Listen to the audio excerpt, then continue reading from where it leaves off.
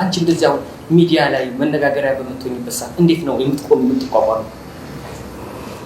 በመተው እንዴት ነው የምታደርጊው?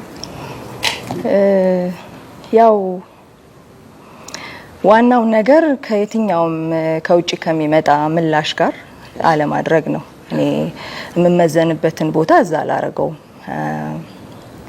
የትኛውም ምላሽ እንዳያነቃንቀኝ ሰልጥኛለሁ በአመታት ውስጥ በተለይ በእምነት ጉዞ ውስጥ በቃ መሆኑን ሁሉ በእግዚአብሔር ፊት እንደሚሆን ሰው በቃ በዛ አትኩሮት ነው የምመላለሰው። ስለዚህ ከዛ አንፃር ነው ከፍም ዝቅም ልል የምችለው እና የትኛውም ውጫዊ ነገር ያን ያህል አይነቀንቀኝም። አንዳንዴ ከተለመደው የወጣ ነገር ሲባል ወይም ሲጻፍ በቃ ይሄ ጥያቄ ይመጣል። ምን አይነት ጥያቄ? አሁን እንዳይሽው እንዳልፈርሽው እንዴ እንደዚህ ይባላል እንዴ አይነት በተለይ ከተለያዩ ወንዶች ጋር ፍቅር ግንኙነት ነበረኝ ሲባል ሁላችንም ይኖረናል። ለያገጠን ደፍረው የሚጽፉ ከስንት አንዶቹ ናቸው። ይሄንን ስትዩ አሁን ዙሪያሽ ያሉ ሰዎች አይግደልሽ እቺ አንቀጽ ብትወጣ ይሄን አፍተ ነገር ብትሰርጂው ሲሉ ሰጥሻቸዋል ወይስ ተጋርች እንደው አንቺን ማረገና? ወይ ሁለቱንም ያሉ አሉ። ያው አንደኛ ልቡ እሱ አይደለም፣ አዋጅም ተፈልጎ አይደለም፣ ጉዞም ያን ያህል እንደዛም አይደለም። ግን ትግል ውስጥ ሰው ሆነን በምንመላለስበት ህይወት ውስጥ መንፈሳዊነትን ህይወት ባደረግንበት እንኳን ሳይቀር ስጋ እንደለበሱ ሰዎች የምንታገል ነን እና እኔ የታገልኩበትን ትግል ኃላፊነት ልወስድ ስለፈለኩ የከበበኝ ብርሃን ስለሚያሳየኝ ድካሜን ስለሚያሳየኝ ያሳለፈኝ ምህረት ያሳለፈኝ ጸጋ ደግሞ ክብር የሚገባው ሊነገርለት የሚያስፈልግ ስለሆነ እንጂ ያወቁልኝ ነገርም አይደለም። ከዛ የተነሳ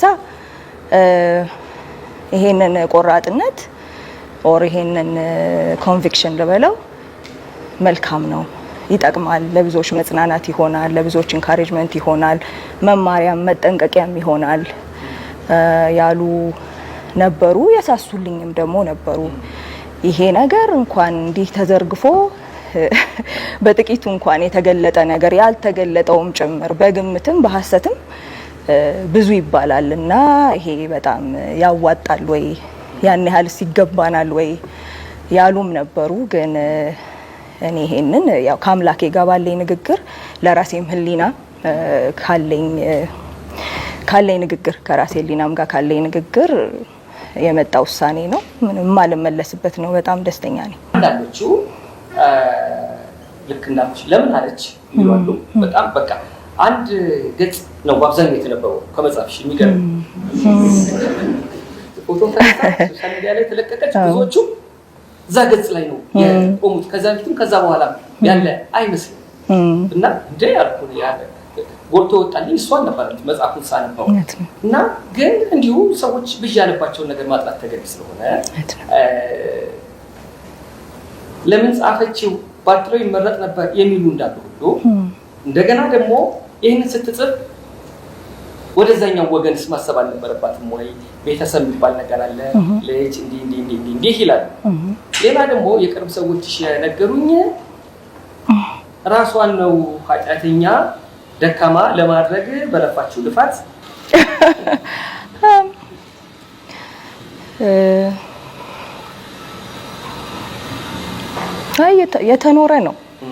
የተኖረ ነው የተጋነነም አይደለም። ኃላፊነት የተወሰደበት ነው። ያው የሌላውን ማጉላት አይጠቅምም። የኔ ኃላፊነትም አይደለም።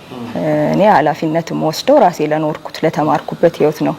ሰውንም የሚጠቅመው እኔ ከህይወቴ የተማርኩት ነው እንጂ ማሳበብና መክሰስ ምንም ጥቅም የለውም።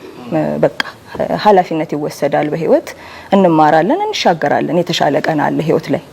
ስለዚህ ያን ማድረግ ነው የተፈለገው እንጂ ሂሳብ ማወራረድ ልክ ነኝ ራስን ለማስተረፍ ኦር የራስን ጽድቅ ለማስቀረት እዛ ውስጥ መፍጨርጨር አልነበረም። ስለዚህ በቃ እኔ ከእምነቴ አንፃር ሁልጊዜ በህይወት በየትኛውም ግንኙነት የራሴን ነው ማየው። ሌላኛው ሰው ሚዛኑ ትልቅ ሊሆን ይችላል፣ ላይሆንም ይችላል። የራሴንም እይታ አለ ልክ አላምነውም። ከእግዚአብሔር ውጪ ሙሉ እውነት ያለበት ቦታ የለም። ስለዚህ በቃ እኔ በደረስኩበት ልክ ለራሴ ህይወት ለተራረመድኩት እርምጃ ላጠፋሁት ጥፋት ኃላፊነት የወሰድኩት እንደዛ ነው። የራሴን የጻፍኩት የራሴን እውነት ይዋል በቃ ስለዚህ የራሴን ደካማነት ወይም የራሴ ወደቅሽባቸው ቀናት የተጸጸትሽባቸው የመጣሽባቸው መንገዶች ስላተኮርሽ ያኛው ደግሞ ያልታወቀ ገጽ ስለሆነ እንደው እገሌ ቢያነበው ምን ይሆን ነገሌስ የሚል ነገር ስላስነሳ ነው። ጥሩ መልስ ነው። ትዝ ይለኛል አንዴ የአምቡሌ ዲጄ የአምቡሌን ክፈትላቸው አለች ተባለና ግልጽ ሽወል እኛ ማናቀው እናንቺ ማላቀው ያ ዲጄ የአምቡሌን ክፈትላቸው እንዲያስታውሱ ተነግራቸዋለች ማለት እንደሆነ አምቡሌ ይታወቃል። ከዛ በኋላ ግን የውጭን ግን ሌላ አቅጣጫ እንዲታይ ምክንያት ነው። አዎ የመጀመሪያ ስደቴ ነበር። የመጀመሪያ ስደቴ ብዙ ተቃውሞ፣ ብዙ ስድብ በአደባባይ ያስተናገድኩበት ገጠመኝ ነው። ስለዚህ የጓዳ ሰው፣ የጥሞና ሰው፣ የማሰላሰል ሰው፣ ራስን ለማየት እድል ያገኘሁበት ለመንፈሳዊ ህይወቴም ትልቅ መሰረት ያለው አቅጣጫዬን የቀየረ አጋጣሚ ነው። ለምን ሲያሞካሸኝ ሲያወድሰኝ ተገኘች ተብዬ በቃ እንደ ብርቅ ስታይ ከነበርኩበት ሰሞን ድንገት ዞር ብሎ አገር ሁሉ የሚሰድበኝ አጋጣሚ ነው የሆነው። የመጀመሪያ ነው። ከዛ በላይ መጨረሻ አልሆነም። የመጀመሪያ ስለነበረ በቃ ጠቅሞኛል። ህይወት ላይ ዞር ብዬ ለብቻዬ ህይወትን ለማየት ራስን ለማየት እድል ያገኘሁበት መጽሐፍ ቅዱሴን ለመግለጥ እድል ያገኘሁበት። ስደቱ የመጣው ከመድረክ ህይወት ቀደም ሲል ልታወቂበት ከነበረው ህይወት ወደ ሌላ ለመግባት ማለት ነው። አዎ እንደዛ ነው።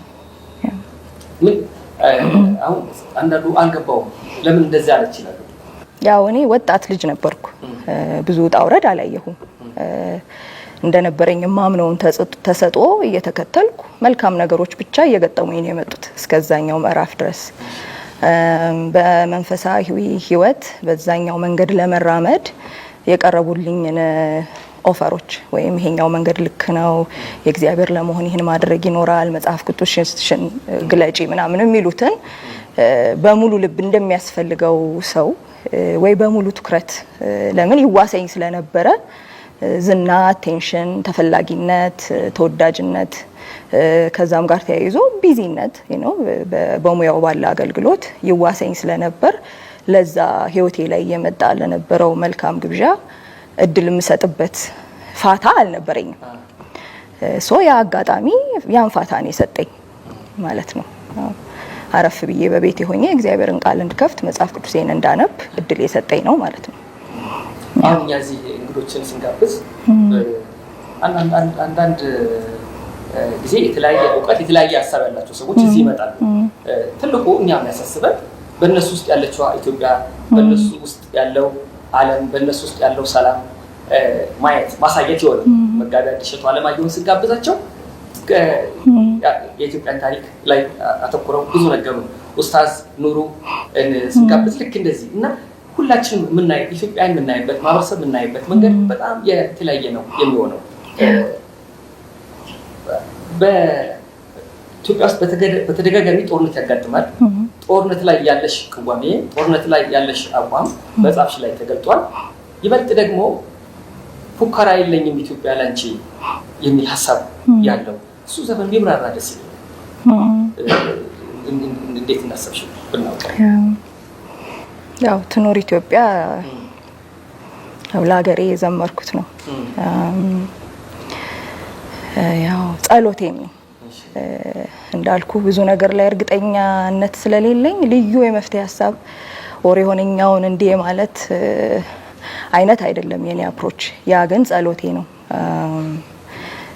ቁጭቴን ለምን ከዛ ጦርነት ሰሞን በፊት የከረምኩበት ጸሎት፣ ስለ ሀገር የነበረ ምልጃ፣ ስለ ሀገር የነበረ ምኞት እግዚአብሔር በሰጠኝ ልዩ ልዩ እድል እንደዚህ አይነት ህብረቶችና እንደዚህ አይነት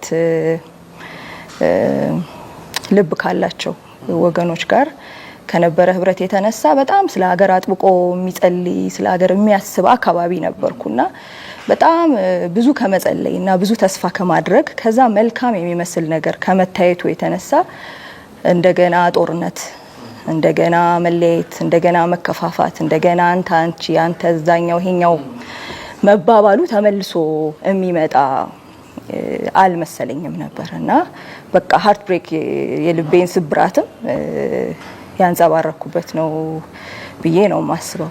እና ኢትዮጵያ እማትኖር እስኪመስል ድረስ ሁሉም በየወገኑ ብትንትን ብሎ በቃ መልኳ ጠፋ።